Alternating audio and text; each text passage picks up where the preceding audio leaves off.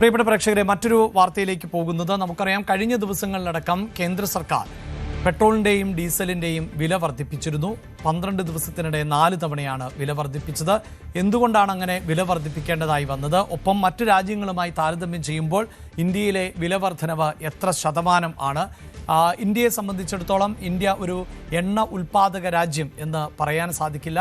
എണ്ണ ഉൽപ്പാദനം എന്നത് വളരെ കുറവാണ് എന്ന് മാത്രവുമല്ല, ഇന്ത്യയുടെ ആവശ്യങ്ങൾക്കുള്ള എണ്ണയിൽ ഏതാണ്ട് 60% മുകളിൽ മറ്റ് രാജ്യങ്ങളിൽ നിന്ന് ഇറക്കുമതി ചെയ്യുന്ന സാഹചര്യമാണുള്ളത്. ഇപ്പോഴിതാ കേന്ദ്ര സർക്കാരിൻ്റെ മറ്റൊരു നിർണായകമാകുന്ന ഒരു നീക്കം നടക്കുന്നത്. പുതിയ എണ്ണ പ്രകൃതി വാതക ശേഖരങ്ങൾ കണ്ടെത്താനുള്ള നീക്കം ശക്തമാക്കിയിരിക്കുന്നു.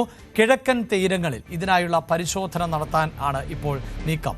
TG സജിത്താണ് വാർത്തയുടെ വിശദാംശങ്ങളുമായി ചേരുന്നത്. സജിത്ത്, ഈ യുദ്ധത്തിൻ്റെ പശ്ചാത്തലത്തിൽ പല മേഖലകളിലും നമ്മൾ സ്വയം പര്യാപ്തത ആർജിക്കേണ്ടതിൻ്റെ ആവശ്യകതയെക്കുറിച്ച് ചർച്ച ചെയ്യപ്പെട്ടു കഴിഞ്ഞു. അതിലേറ്റവും പ്രധാനപ്പെട്ടതാണ് ഈ ഇന്ധന ലഭ്യത, അതുപോലെ മറ്റ് ഫോർമാറ്റുകളിലേക്ക് മാറുക എന്നത്.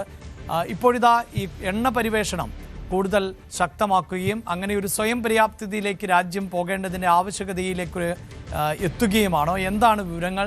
ഏത് തരത്തിലുള്ള നീക്കങ്ങളാണ് ഇപ്പോൾ നടക്കുന്നത്?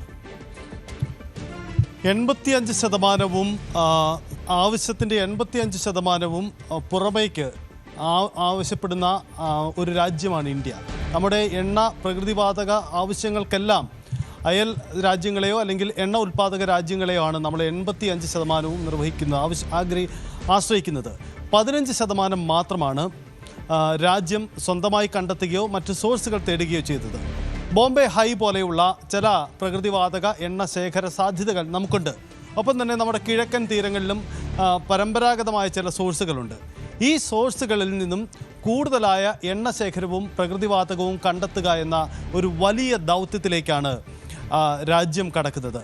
ആ ദൗത്യത്തിലൂടെ സ്വാഭാവികമായും നമ്മുടെ ലക്ഷ്യം ഇതാണ്: അന്താരാഷ്ട്ര സാഹചര്യങ്ങളൊക്കെ ഉണ്ടാകുമ്പോഴും അതിനെ മറികടന്നുകൊണ്ട് ഒരു സ്വയം പര്യാപ്തമാകുക, ആഭ്യന്തരമായി എണ്ണ ഉൽപ്പാദനവും പ്രകൃതിവാതക ഉൽപ്പാദനവും കൂടുതലായി നടത്തുക. ഇതിനു വേണ്ടിയുള്ള സാധ്യതകൾ തേടുകയാണ്. നമുക്കറിയാം, പ്രകൃതി ഓരോ മേഖലയ്ക്കും ഓരോ രാജ്യങ്ങൾക്കും കനിഞ്ഞു നൽകുന്നതാണ് ഈ എണ്ണ സമ്പത്ത്, പ്രകൃതിവാതക സമ്പത്ത് എന്ന് പറയുന്നത്. നമ്മുടെ രാജ്യത്തും ചിലയിടങ്ങളിലൊക്കെ അതിൻ്റെ സാന്നിധ്യം കണ്ടെത്തിയിട്ടുണ്ട്. ആ സാധ്യതയിലേക്ക് കൂടുതലായി കടന്നു പോവുക എന്നതാണ് പ്രധാനമായും ലക്ഷ്യമിടുന്നത്. എന്താണ് ഇപ്പോഴത്തെ ഈ നീക്കം? ഇതിൻ്റെ പഠന സാധ്യത എന്താണെന്ന് നമുക്ക് നോക്കാം. അതായത്, പുതിയ എണ്ണ ശേഖരം തേടിയാണ് ഇന്ത്യയുടെ നീക്കം. നമ്മുടെ പഴയ എണ്ണ കേന്ദ്രങ്ങളിൽ പുതിയ പഠനം നടത്തുന്നു എന്നതാണ് അതിൻ്റെ പ്രത്യേകത. അതായത്, നിലവിൽ തന്നെ കണ്ടെത്തിയ കേന്ദ്രങ്ങളിൽ പുതിയ സാങ്കേതിക വിദ്യ ഉപയോഗിച്ചുകൊണ്ടുള്ള പഠനം നടത്തി ഈ പുതിയ ശേഖരമുണ്ടോ, നേരത്തെ കണ്ടെത്തിയതിൻ്റെ കൂടുതൽ കൃത്യമായ ഒരു അളവ് ശേഖരിച്ച് അവിടുന്ന് കൂടുതൽ ഖനനം നടത്തുക. ഇതാണ് നമ്മുടെ ലക്ഷ്യം. പ്രധാനം ആധുനിക സാങ്കേതിക സംവിധാനങ്ങൾ ഉപയോഗിച്ചുള്ള പഠനമാണ്. ഈ പഠനത്തിന് വിവിധ കമ്പനികളെ ക്ഷണിച്ചുകൊണ്ട് കഴിഞ്ഞ ദിവസം ഒരു താൽപ്പര്യപത്രം സർക്കാർ പുറത്തിറക്കിയിട്ടുണ്ട്. അതിലൂടെയാണ് ഇന്ത്യയുടെ ഈ പുതിയ നീക്കം പുറത്ത് അറിയുന്നത്. പുതിയ 3D സീസ്മിക് സർവേകൾ നടത്തുകയാണ് ലക്ഷ്യം. 3D സീസ്മിക് സർവേകൾ എന്ന് പറഞ്ഞാൽ ലേസർ രശ്മികൾ ഉപയോഗിച്ച് ഭൂമിക്കടിയിലുള്ള വാതക ശേഖരത്തിൻ്റെയോ എണ്ണ ശേഖരത്തിൻ്റെയോ വ്യാപ്തി മനസ്സിലാക്കുക. ആ വ്യാപ്തിയിലൂടെ നമുക്കത് ഭാവിയിൽ ഖനനം ചെയ്യാനുള്ള പുതിയ നീക്കത്തിലേക്ക് കടക്കുക എന്നതാണ് ഇതിലേറ്റവും പ്രധാനപ്പെട്ട നീക്കം. സുപ്രധാനമാണ്, പ്രത്യേകിച്ചും ഇപ്പോഴത്തെ അന്താരാഷ്ട്ര സാഹചര്യങ്ങളുടെ അടിസ്ഥാനത്തിൽ. എന്താണ് ഇതിൻ്റെ മറ്റു നീക്കങ്ങൾ? ഇനി തെരച്ചിൽ നടക്കാൻ പോകുന്നത് ഈ തടങ്ങളിലാണ്. ഒന്ന്, നമ്മുടെ കിഴക്കൻ മേഖലകൾ കേന്ദ്രീകരിച്ചുകൊണ്ടാണ് ഇത്തരമൊരു പഠനത്തിലേക്കും പരിവേഷണത്തിലേക്കും രാജ്യം കടക്കാൻ പോകുന്നത്. ഇതിൽ പൂർണിയ തടം വളരെ പ്രധാനപ്പെട്ട ഒരു എണ്ണവാതക മേഖലയായിരുന്നു മുമ്പ്. അവിടെ വീണ്ടും പഠനം നടത്താനാണ് തയ്യാറെടുക്കുന്നത്. പൂർണിയ തടത്തിൽ പഠനം നടത്തും. ഒപ്പം മഹാനദി തടത്തിൽ, കൃഷ്ണ ഗോദാവരി തടത്തിൽ, കാവേരി തടത്തിൽ, ആൻഡമാൻ മേഖലകളിൽ, ഈ മേഖലകളിലാണ് നമ്മുടെ കിഴക്കൻ മേഖലകൾ കേന്ദ്രീകരിച്ച് രാജ്യം വീണ്ടും എണ്ണ പര്യവേഷണം ആരംഭിക്കുന്നത് എന്നതാണ്. എണ്ണ പര്യവേഷണം എന്നത് നേരിട്ട് കുഴിച്ചെടുക്കുകയല്ല, മറിച്ച് നിലവിലുണ്ടായിരുന്ന സാധ്യതകൾ ഉണ്ടായിരുന്ന ഇടങ്ങളിൽ കൂടുതൽ സാങ്കേതിക സംവിധാനങ്ങൾ ഉപയോഗിച്ചുകൊണ്ടുള്ള പരിശോധന, 3D സീസ്മിക് പരിശോധനയാണ് അവിടെ ലക്ഷ്യമിടുന്നത് എന്നതാണ് സാഹചര്യം. ഇതിൻ്റെ മറ്റൊരു പ്രത്യേകത എന്താണ്? നമ്മുടെ ഈ ലക്ഷ്യം എന്നത് നമുക്ക് നോക്കാം. ഇന്ത്യയുടെ ഈ ലക്ഷ്യം ഊർജ്ജ സുരക്ഷ ശക്തിപ്പെടുത്തുക. ഏതൊരു രാജ്യത്തിൻ്റെയും വികസനത്തിൻ്റെയും നിലനിൽപ്പിൻ്റെയും അടിസ്ഥാനം ഊർജ്ജ ശേഖരമാണ്. പലപ്പോഴും ഈ അന്താരാഷ്ട്ര സാഹചര്യങ്ങൾ കൊണ്ട് ലോകക്രമത്തെ തന്നെ നമ്മുടെ ഇന്ത്യയൊക്കെ തന്നെ എത്ര കണ്ട് ഗുരുതരമായി ബാധിച്ചു എന്ന് തന്നെ നമ്മളെല്ലാവരും നേരിട്ട് കാണുന്നതാണ്. അതുകൊണ്ട് ഊർജ്ജ സുരക്ഷ, അതിൻ്റെ സ്വയം പര്യാപ്തത, ഇതാണ് നമ്മുടെ പ്രധാനപ്പെട്ട ലക്ഷ്യം. ഇന്ത്യയുടെ ഊർജ്ജ സുരക്ഷ ശക്തിപ്പെടുത്തുക, ഇറക്കുമതിയിലുള്ള ആശ്രയത്വം കുറയ്ക്കുക. നിലവിൽ 85% എണ്ണയും നമ്മൾ ഇറക്കുമതി ചെയ്യുന്ന രാജ്യമാണ് എന്ന പ്രത്യേകതയുണ്ട്. 15% മാത്രമാണ് നമുക്ക് ആഭ്യന്തരമായി കണ്ടെത്താൻ കഴിയുന്നത്. ഈ സാഹചര്യം 85% എന്നത് അല്പമെങ്കിലും കുറയ്ക്കാൻ കഴിഞ്ഞാൽ നമുക്കത് നൽകുന്ന ആശ്രയം ചെറുതല്ല.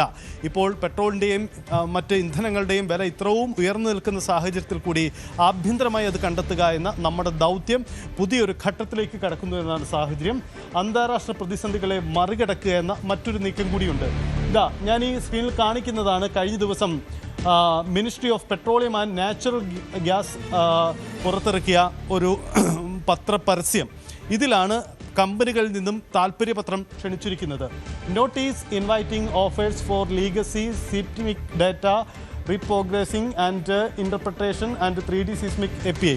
അതായത് നേരത്തെ ഞാൻ സൂചിപ്പിച്ചതുപോലെ നമ്മുടെ നിലവിലുള്ള ശേഖരങ്ങളിൽ നിന്നും കൂടുതൽ പഠനം നടത്തി അത്യാധുനിക സംവിധാനങ്ങൾ ഉപയോഗിച്ച് അതിൻ്റെ അതിൻ്റെ സാധ്യത മനസ്സിലാക്കുക, കൂടുതൽ ശേഖരമുണ്ടെങ്കിൽ അത് കണ്ടെത്തുക. ഇതാണ് ഈ പഠനത്തിൻ്റെ ലക്ഷ്യം. കമ്പനികളിൽ നിന്നും താൽപ്പര്യപത്രം ക്ഷണിച്ചിട്ടുണ്ട്. രാജ്യം എന്തായാലും അതിസുപ്രധാനമായൊരു നീക്കത്തിലേക്ക് കടക്കുകയാണ്. അന്താരാഷ്ട്ര പ്രശ്നങ്ങൾ മൂലം നമ്മുടെ ഊർജ്ജ പ്രതിസന്ധികളെ മറികടക്കുക എന്ന പുതിയൊരു തന്ത്രത്തിൻ്റെ കൂടി ഭാഗമാണ്.